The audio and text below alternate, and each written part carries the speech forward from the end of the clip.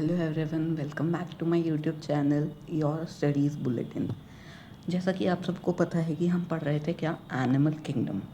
तो आज की जो ये वीडियो है इसमें मैं आपको लेके आया हूँ अगला topic, basis of classification. Basis of classification होता क्या है, देखिए जो ऑर्गेनिज्म होते हैं उनके स्ट्रक्चर्स में, उनकी फॉर्म्स में बहुत ही डिफरेंसेस होते हैं। उसके बावजूद भी बहुत सारे ऐसे फीचर्स होते हैं जो ऑर्गेनिज्म को क्लासिफाई करने के लिए इस्तेमाल किए जाते हैं। जैसे कि पहला होता है लेवल ऑफ ऑर्गेनाइजेशन, मतलब उनकी बॉडी जो है वो किस तरीके से ऑर्गेनाइज है, इसमें यही आता है। तो फर्स्ट पॉइंट है cellular level of organization. When only cells are present in the body of organism and are not further organized, the organism is said to have cellular level of organization. मतलब जब किसी organism की body में बस sales ही present होंगे और वो further organise नहीं होगा तो उसमें सेलुलर लेवल ऑफ ऑर्गेनाइजेशन होगा।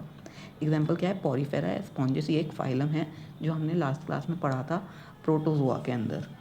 फिर टिश्यू लेवल ऑफ ऑर्गेनाइजेशन, जब इसमें क्या होता है, जो सेल्स बॉडी में प्रेजेंट हैं वो फर्दर ऑर्गेनाइज हो जाएं और क्या बना लें, टिश्यूज़ बना लें, तो उस बॉडी में यही टिश्यू लेवल ऑफ ऑर्गेनाइजेशन होता है। ये जो दो बहनें हैं सीलेंट टेट्रा टीनोफोरा, आपको ये हर ज़्यादातर चीज़ों में एक साथ ही दिखेंगी, ठीक है। तो इसे याद रखने का एक तरीका है कि जहाँ पे सीलेंट टेट्रा है वहाँ टीनोफोरा ज़रूर होगा, ठीक है। फिर ऑर्गन लेवल ऑफ ऑर्गेनाइजेशन है, जब टिश्यूज़ जो होते हैं वो और ऑर्गेनाइज हो जाते हैं। थोड़ा पहले सेल थे वो टिश्यूज़ में ऑर्गेनाइज हुए, अब टिश्यूज़ हैं वो और ऑर्गेनाइज होंगे और ऑर्गन्स बना लेंगे, तो उसमें ऑर्गन लेवल ऑफ ऑर्गेनाइजेशन होगा। ऐसा बस प्लेटीहेल्मिन्थेस में होता है और किसी फाइलम में नहीं होता है। फिर आता है organ system level of organization. जब ऑर्गन्स हैं वो और थोड़ा थोड़ा थोड़ा थोड़ा ऑर्गेनाइज हो जाएंगे और एक साथ इकट्ठे हो जाएंगे तो वो ऑर्गन सिस्टम बना लेंगे। तो जिन ऑर्गेनिजम्स में ऐसा होता है उनमें organ system level of organization होता है। इसके एग्जांपल होंगे बचे हुए सारे। अब हमने प्लेटीहेल्मिन्थेस तो पढ़ लिया, प्लेटीहेल्मिन्थेस के बाद कैसा कॉर्डेटा, प्लेटीहेल्मिन्थेस के बाद कैसा एस्केलमेंथिस। तो एस्केलमेंथिस तक, कॉर्डेटा तक सारे example organ system level of organization होंगे। सेकेंड टॉपिक वो ये सेकेंड है, सॉरी मैंने थर्ड डाल दिया, सेकेंड है सिमेट्री, ठीक है। सिमेट्री क्या होती है, सिमेट्री के बेसिस पे हम तीन तरीके में ऑर्गेनिजम्स को क्लासिफाई करते हैं। फर्स्ट होता है एसिमेट्रिकल, मतलब any plane passing through the centre of the body, कोई भी प्लेन जो बॉडी के सेंटर से पास करे, वो ऑर्गेनिज्म को की बॉडी को डिवाइड नहीं करे दो इक्वल हाफ में, उसे क्या कहते हैं, एसिमेट्रिकल ऑर्गेनिज्म। तो एग्जांपल क्या है, पॉरीफेरा, मोस्ट पॉरीफेरा, सभी पॉरीफेरा नहीं होते हैं। तो अब आपके लिए ये थोड़ा सा होमवर्क है कि आप पता करें कि कौन से पॉरीफेरा एसिमेट्रिकल नहीं होते और उनका नाम आप कमेंट बॉक्स में ज़रूर टाइप करें, ठीक है।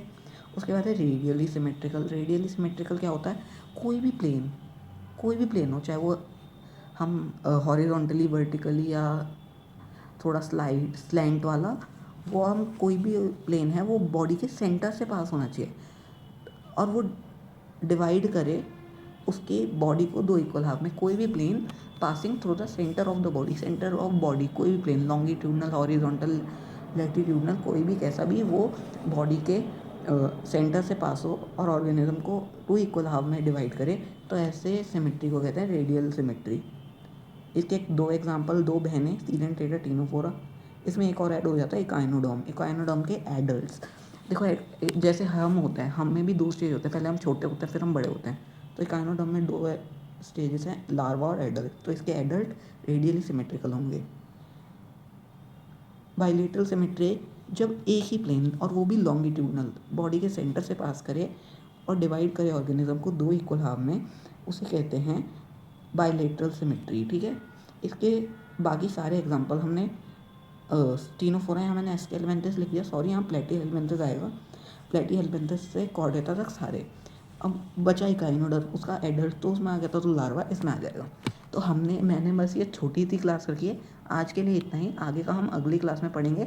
यहाँ तक कि एनसीईआरटी आप रीड करके आएंगे और अगला एक टॉपिक, इसके अगला टॉपिक आपकी एनसीईआरटी में जो होगा वो होगा डिप्लोब्लास्टिक एंड ट्रिप्लोब्लास्टिक, उसको रीड करके आएंगे, ठीक है। आज के लिए इतना ही। थैंक यू वेरी मच हमारे साथ जुड़ने के लिए।